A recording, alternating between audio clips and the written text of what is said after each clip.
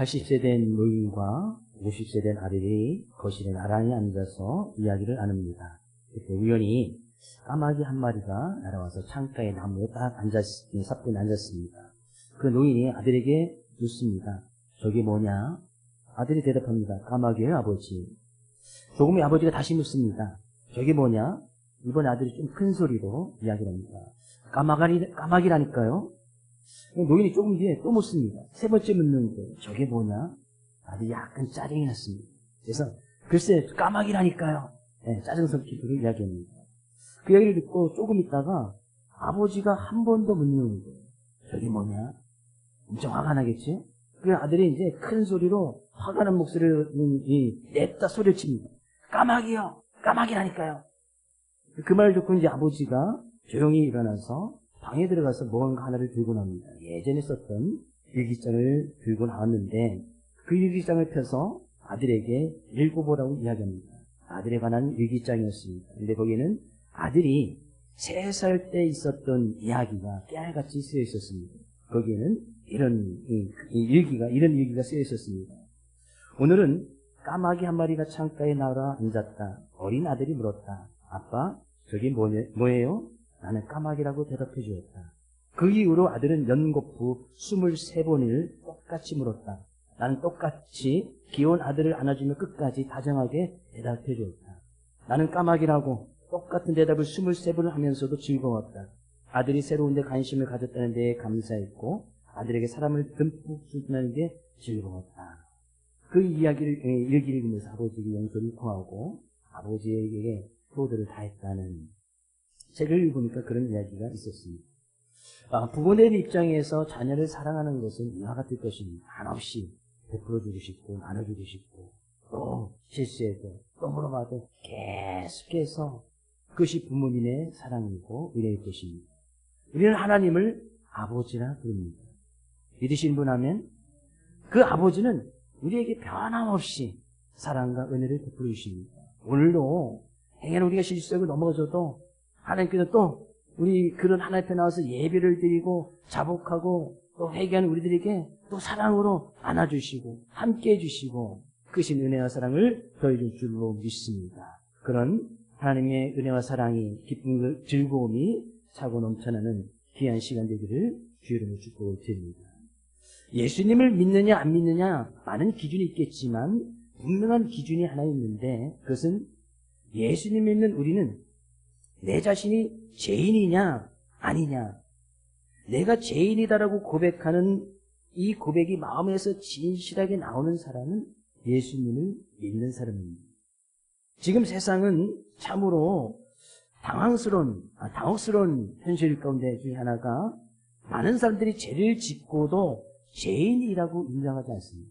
오히려 오리발을 내고 명백한 증거가 있어도 자기는 죄가 없다고 이야기하고 도리적인 책임을 지지 않으려고 합니다. 한두 사람이 아니죠. 그 스스로 그렇게 나는 스스로 세뇌하면서 나는 행위는 죄가 드러나고 어떤 형벌이 떨어져도 오히려 그것을 회개하고 돌이키기보다는 자신만 억울하다고 그런 입장을 표명하는 것이 이 시대의 모습 아니겠습니까? 모두가 자신의 죄를 부인하고 그거에 대한 책임을 회피하려는 이 시대에 오직 예수 믿는 사람은 정작 책임지지 않아도 될 일 앞에서 나는 죄인이다라고 고백하는 거예요. 우리가 죄인이라고 고백하지만 실제적으로 우리가 사회에 이 삶 가운데서 어떤 그거에 대해 책임져야 될 그런 특별한 죄를 지신 분이 계십니까? 그런데도 우리는 죄인이라고 고백하는 거예요. 예수 믿는 사람은 이것이 깨달아지는 거예요. 정작 우리는 어떤 사회적으로 책임지지 않아도 될 그런 어떤 이 형벌을 받거나 그런 죄를 짓지 않았어도 예수님을 믿으면 이것이 깨달아지는 거예요. 우리는 정말 지옥에 갈 수밖에 없던 지옥에 갈 그런 죄인이었음을 인정하지 않습니다. 그래서 우리는 그 예수님을 믿고 그 죄악 가운데서 구원받고 그 예수님으로 인해서 참 생명을 얻어 나갔다는 겁니다. 그래서 우리는 그분을 구세주 예수를 그리스도라고 고백하고 믿고 나가는 거예요. 그 예수님이 구세주로 믿어지면 우리는 그 주님 앞에 죄인이니. 그래서 성경 가운데 많은 사람들이 그 예수님을 진정으로 만나고 발견했을 때, 그 예수님이 어떤 분인지 발견했을 때 다 그 앞에 무릎을 꿇고 주님, 나는 죄인입니다. 나를 떠나소서. 그 사람들이 사회적 특별한 죄를 지었기 때문에 죄인이라고 고백한 것이 아니에요. 예수님이 그리스도시고 구세주임을 깨달아지면 내가 그 앞에 죄인이니 고백할 수밖에 없다는 거예요. 시편서의 다윗의 고백은 내가 죄악 중에 출생하였으며 어머니가 제 중에서 나를 잉태하였도다. 자기 자신이 어떤 사람인지 깨달아지니까 자기 자신이 죄인임을 고백할 수밖에 없었다는 거예요. 성경 가운데 수많은 믿음의 사람들도 처음부터 그 믿음이 좋았거나 신앙이 좋았던 것이 아닙니다. 여전히 그 믿음과 싸우면서 그 믿음의 길 가운데서 수많은 싸움과 수많은 고난과 수많은 어떤 이 환경이나 여건을 가운데서 그 믿음을 지키려고 애쓰셨던 수많은 믿음의 사람들이 있지 않습니까? 그만큼 자기 자신들이 연약하고 부족한 것을 고백하는 거예요. 심지어 시편 62편 9절에서는 우리의 인생을 이렇게 고백하는 거예요. 한번 같이 읽어볼까요? 아, 슬프도다. 사람은 입김이며 인생도 속임 수이니 저울에 달면 그들은 입김보다 가벼우니라. 우리의 인생을 이렇게 표현했습니다. 우리의 입김, 후호 불면 입김이 나오잖아요. 더울 때 잘 보이지 않지만 겨울에 입김 불면 확 나오지 않습니까? 그것을 모아서 저울에 달면 그것보다 더 가벼운 것이 우리의 인생이다. 우리의 인생은 그렇게 정말 연약하고 가치 없고 정말 어떤 특별히 내세울 만한 것이 없는, 자랑할 만한 것이 없는 것이 우리의 인생이 아니냐. 자기 인생이 어떤 분인지 잘 깨달았던 이 시편 기자는 그렇게 고백하는 거예요. 아, 우리는 입김보다 가벼운 그런 인생, 그런 삶을 살아가는구나. 근데요, 그렇게 입김보다 가벼운, 날아가는 화살과 같은, 들에 피어있는 꽃과 같은 그런 인생을 살아가면서 우리가 이 세상을 살아갈 수 있는 유일한 길과 힘과 능력이 무엇인가? 우리가 이 세상에서 믿음이라는 것을 지키면서 살아갈 수 있는 그 근본적인 이유가 무엇인가? 오늘 본 말씀은 너무나 잘 이야기를 하고 있습니다. 우리가 매주 그 믿음에 대해서 좀 살펴보고 있는데, 그 근본적인 믿음이 무엇인지를 7절 말씀은 이렇게 이야기를 하고 있습니다. 같이 읽어보겠습니다.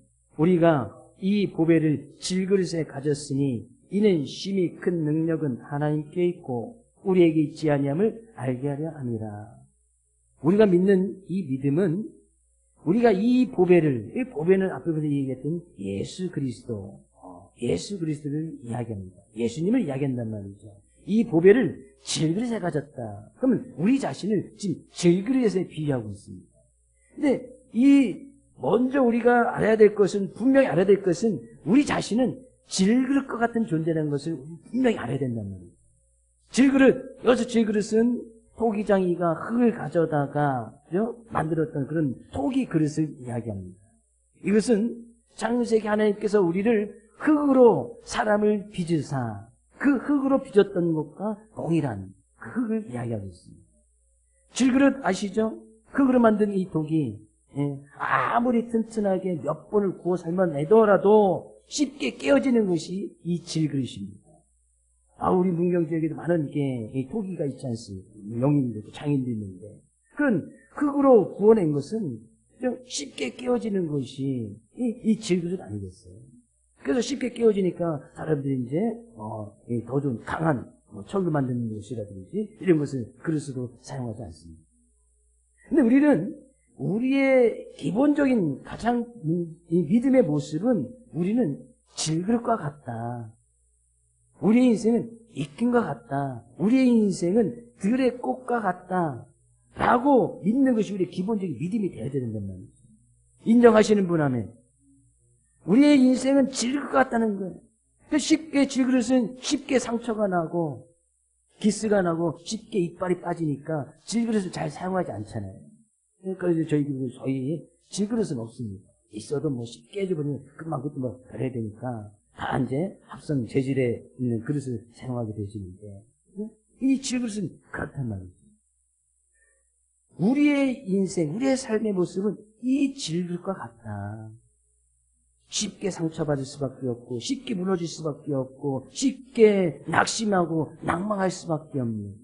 그래서 8절, 9절 말씀 이야기하잖아요. 우리가 사방으로 우겨쌈을 당하여도 쌓이지 아니하고, 답답한 일을 당하여도 낙심하지 아니하고, 박해를 받아도 버림받지 아니하고, 거꾸로 들림을 당하여도 망하지 아니하고, 우리는 쉽게 낙심할 수밖에 없고, 망할 수밖에 없고, 무너질 수밖에 없고, 그것에 대해서 근심, 걱정할 수밖에 없는 것이 질그릇과 같은 우리의 인생이다.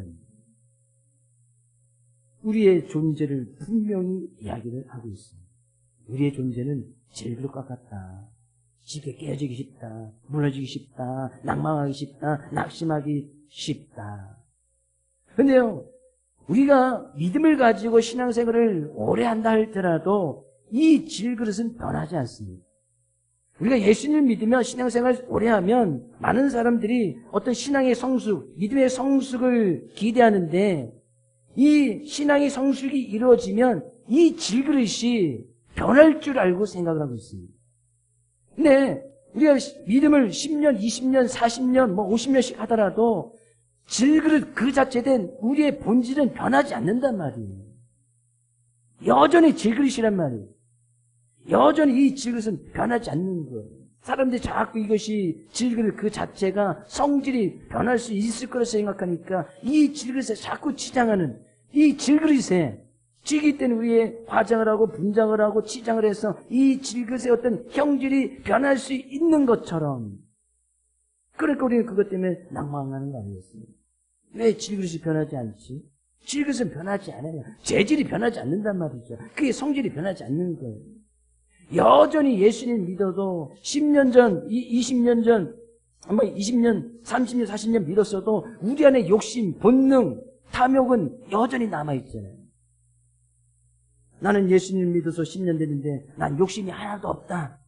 난 탐욕이 한 번도 올라오지 않는다. 그런 분 계십니까?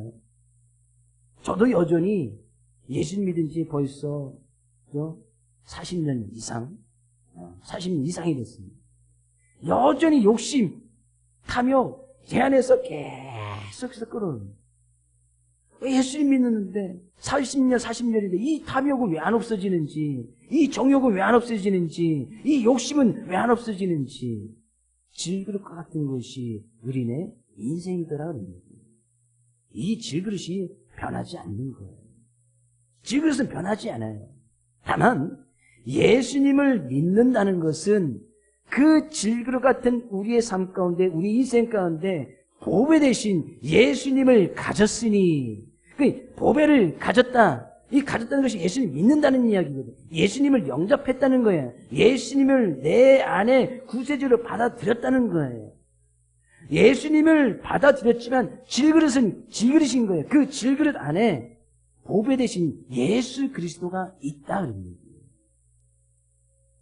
그래서 이 질그릇은 변함이 없지만 그 질그릇 안에 보배가 담겨져 있으니 이것이 우리가 믿는 믿음이거든요. 그래서 질그릇 안에 보배가 있기 때문에 이제는 질그릇 된 우리의 힘과 능력으로 살아가는 것이 아니라 7절 분명히 이야기하잖아요. 이는 힘이 큰 능력은 하나님께 있고 우리에게 있지 아니함을 알게 하려 합니다.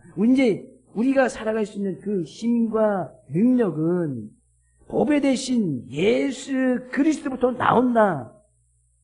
우리가 살아갈 수 있는 힘은 그 예수님 때문에 살아간다. 우리가 살아갈 수 있는 이 능력은 예수 그리스도 안에 있다. 이것을 믿는 것이 우리의 믿음 아니겠어요? 우리가 어떻게 이 험하고 힘든 이 세상을 어떻게 살아갑니까? 질그릇 땐 우리가 아무리 좀 가진 것이 있어도 질그릇은 변함이 없다니까요. 좀 힘이 있고 권력이 있어도 많은 세상에 많은 물질을 가지고 있는다 할지라도 질그릇은 변함이 없어요. TV 프로그램 잠깐 보다 보니까 빌 게이츠 아시죠? 빌 게이츠. 빌 게이츠가 인터뷰하는 내용 잠깐 봤는데 이 사람이 가진 재산이 20조랍니다. 20조. 감이 안 오시죠? 20조면 우리가 상관없는 숫자니까. 이 사람이 90% 사회에 환원하고 기부한다고 했습니다. 지금 계속 기부를 하고 있으면서 몇 년도까지 이 90%를 기부한다고 했어요. 그래서 그 사람이 나와서 책을 소개를 해주고 있어서 그 책을 읽고 싶어서 샀는데 살까 말까 고민했어요. 책값이 너무 비싸더라. 54,000원. 책 하나에. 샀는데 성경만 해 두꺼워. 그래서 아직 시도를 못 하겠습니다. 첫 페이지 못 넘겼어요. 너무 두꺼워서. 한 번 읽으면 계속 읽어야 될 것 같아요. 근데 90%를 기부하고도 얼마가 남아요, 재산이? 20조였으니까 90% 기부했어요. 2조 남잖아요. 2조는 우리랑 상관없죠? 2억도 없는데, 2조야 뭐. 아무리 많은 재산을 가지고 있고, 뭐 그 사람은 아주 훌륭한 일을 많이 했잖아요. 사회에 많은 일을 할지라도, 하나님의 입장에서 보면 그 질그릇이 조금 더 많이 가진 것 뿐이에요. 그렇죠? 우리보다 조금 더 많이 가졌잖아요. 조금 더. 그 질그릇이 된 사람들이 힘이 있어도 하나님 입장에서 보면 힘없는 사람이 그냥 권력 조금 더 있고 힘 조금 더 있는 것 뿐이지 하나님 입장에서 보면 아무것도 아닌 거예요. 질그릇 된 우리가 살아갈 수 있는 힘과 능력이 어디서 나오느냐? 보배 대신 예수 그리스도부터 나온다. 그것을 아는 것이 우리의 믿음이다. 우리의 기본적인 믿음, 우리 안에 가진 보배 때문에 사는 것입니다. 믿으십니까? 우리 안에 계신 보배 대신 예수 그리스도 때문에 살아가는 것입니다. 우리 안에 보배 대신 예수님께서 주신 힘과 능력으로 살아가는 것입니다. 이것을 아는 것이 우리의 믿음이다.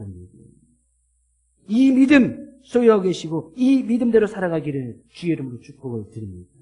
그런데요, 이 믿음을 가지고 살아가면서 우리가 한 단계 더 나가야 될 것을 10절 말씀은 이렇게 이야기를 합니다. 10절. 우리가 항상 예수의 죽음을 몸에 짊어지는 예수의 생명 또한 우리 몸에 나타나게 하려 함이라. 우리가 예수의 죽음이 십자가의 죽음이잖아요. 우리를 구원하시기 위해서 십자가에 못 박혀 죽으신 그 예수의 죽음을 우리 몸, 질그릇과 같은 우리 몸에 늘 짊어진다는 것은 우리의 몸, 질그릇 같은 우리의 몸이 늘 깨어져야 된다는, 늘 죽어야 된다는 거예요.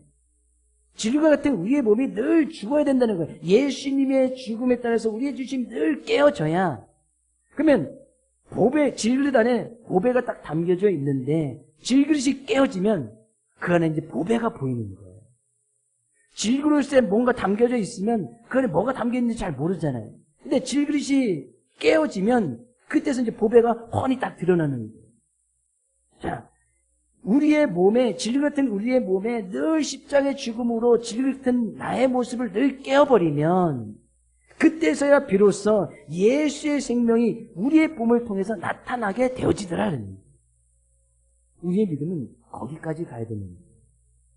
질그릇 같은 우리의 몸, 그 안에 보배 대신 예수 그리스도가 있음을 분명히 알고 뿐만 아니라 질그릇 같은 나의 모습이 늘 깨어져야 된다는 것이죠.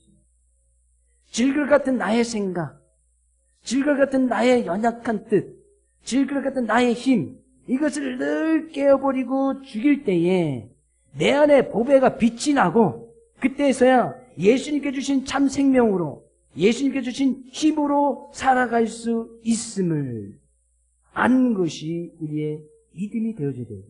결국에 우리의 삶의 모습을 통해서 그 예수가 나타나야 되는 것이 우리의 믿음 생활, 신앙 생활이다. 이것을 잘 알았던 바울사도의 고백은 난 날마다 죽노라 고백하지 않습니다. 난 날마다 죽는다는 것. 예수님의 죽음을 늘 자기의 몸 안에 늘 가져와서 늘 자기 자신을 죽이는 거예요. 신앙 생활, 믿음 생활은 바로 이 싸움이거든요.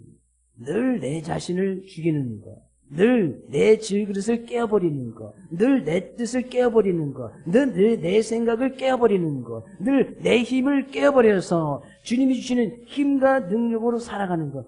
신앙의 모습은 바로 늘 이 싸움을 하는 거예요. 내 힘으로 살아갈 것인가? 주님이 주신 힘으로 살아갈 것인가? 내 뜻대로 살 것인가? 주님의 뜻대로 살아갈 것입니다. 내 능력대로 살아갈 것인가, 주님이 주신 능력대로 살아갈 것인가. 늘 이 싸움을 하는 것이 우리의 신앙생활 아니겠습니까? 우리는 분명히 믿음 생활에서 이 예수 믿는다고 해서 이 질그릇 자체가 바뀌었으면 좋겠지만 결코 바뀌지 않습니다. 그러면 우리는 이 질그릇된 우리의 몸과 우리의 삶 가운데 중심을 두고 살아갈 것이 아니라 우리 안에 계신 보배를 중심으로 보배를 바라보고 예수 그리스도를 믿고 나가는 그런 삶의 모습으로 살아가야 할 것이다. 그래야 그 안에서 이 보배가 드러나는 것이 아니겠어요. 질그릇이 깨져야 보배가 잘 보이는 거예요. 그래서요, 믿음이라고 하는 것은, 믿음 생활이라는 것은 어디든지 가서 그 믿음 생활하는 그 사람을 통해서 예수가 보여야 된다는 거예요. 아, 정말 저 사람 예수 믿는 사람이구나. 신앙생활 잘하는 사람을 통해서 어딜 가든지 그의 생각과 뜻을 죽여나가고 그 안에 계신 보배 대신 예수 그리스도를 나타낼 때에 아, 저 사람 통해서 예수님이 보이고 아, 저 사람 예수 믿는 사람이구나. 아, 저 사람을 통해서 예수 그리스도가 어떤 분인지 참 생명의 은혜를 나누는 그런 삶의 모습이 우리의 믿음 생활이 되어야 하는 사실이에요. 어떤 때요, 우리가 사방으로 우겨싸움을 당할 때도 힘으로 살아가서는 안 된다는 거예요. 우리가 답답한 일을 당할 때, 믿음 생활에도 여전히 답답한 일, 풀리지 않는 숙제들 있지 않습니까? 늘 주님 앞에 매달려도 오히려 낭망하고 낙심될 일이 왜 이렇게 많습니까? 하나 지나가면 또 오고 또 지나가면 또 오고 오히려 우리를 이 거꾸로 들여가는 사단의 유혹과 환난은 믿음과 신앙을 잘 지켜나가면 지켜나갈수록 더 크고 더 세게 더 많이 온다는 사실이에요. 그럼 우리는 그런 가운데서 어떻게 이 세상을 살아갈 것이냐. 예수를 믿고 예수를 영접하고 예수를 믿는 그 순간에 우리를 그냥 바로 천국에 딱 입성시켜 주시면 그런 고민 안 할 텐데, 예수님 믿는 그 순간 그 하늘나라를 하나님께서 싹 불러서 그냥 하늘나라에서 살게 하면 우리 이 고생할 필요는 없잖아요. 근데 예수를 믿어도 여전히 하나님께서는 이 세상에 살아가게끔 여전히 내버려 두시는 거예요. 그 분명한 이유가 있단 말이죠. 예수 믿고 고백했을 때 분명히 바로 하늘나라로 데려가시는 분도 있을 수 있겠으나 하나님께서는 분명히 이 세상에 살게 하신 그 분명한 이유는 이 세상을 살아갈 때 질그릇된 너희 자신과 너희 힘과 능력으로 살아가지 말고 보배 대신 예수 그리스도를 믿음으로 그 예수께서 주시는 힘과 능력으로 살아가서 예수의 생명을 나타내고 예수 그리스도를 증거하고 예수님이 어떤 분인지 많은 사람들에게 밝히 보여 증거함으로 주님의 뜻을 이루시고자 원하시는 분명한 주님의 뜻이 있음을 우리는 믿어야 할 줄로 믿습니다. 우리는 이 말씀들을 의지하여 우리는 질그릇 같은 존재인 것을 우리는 분명히 잊어서는 안 됩니다. 질그릇이 바뀌어서 새철, 강철 그릇이 되는 것이 결코 아닙니다. 우리는 그럴만한 힘도 없고 능력도 없습니다. 하나님께서 질그릇 된 우리를 예수 믿는다고 강철 그릇을 바꿔주지 않습니다. 바꿔주지 않아요. 그 형질이 바뀔 수가 없어요. 하나님께서 우리를 지으실 때 흙으로 지으셨기 때문에 쇠가 되지 않는단 말이에요. 강철이 되지 않는단 말이에요. 그래서 시험이 오고 유혹이 오면 하나님께서 강철 그릇을 바꿔주시면 그 그것을 이겨나갈 텐데 그렇지 않단 말이죠. 그렇게 하신 이유는 심히 큰 능력이 하나님께 있고 하나님께 우리를 지으셨고 우리에게 능력을 주셨고 예수 그리스도를 보내셨으니 우리에게 힘이 있고 능력 있는 것이 아니라 힘되고 능력되고 우리의 모든 것 대신 예수님을 나타내고 그 예수님의 생명을 나타내는 귀한 삶의 모습으로 살게 하신 그 주님의 뜻을 잘 깨달아서 이번 한 주간도 예수님을 나타내고 예수님을 증거하고 우리의 삶의 모습을 통해서 예수의 생명을 밝히고 증거할 수 있는 우리 사랑하는 모든 성도님 될 수 있기를 주의 이름으로 축복을 드립니다.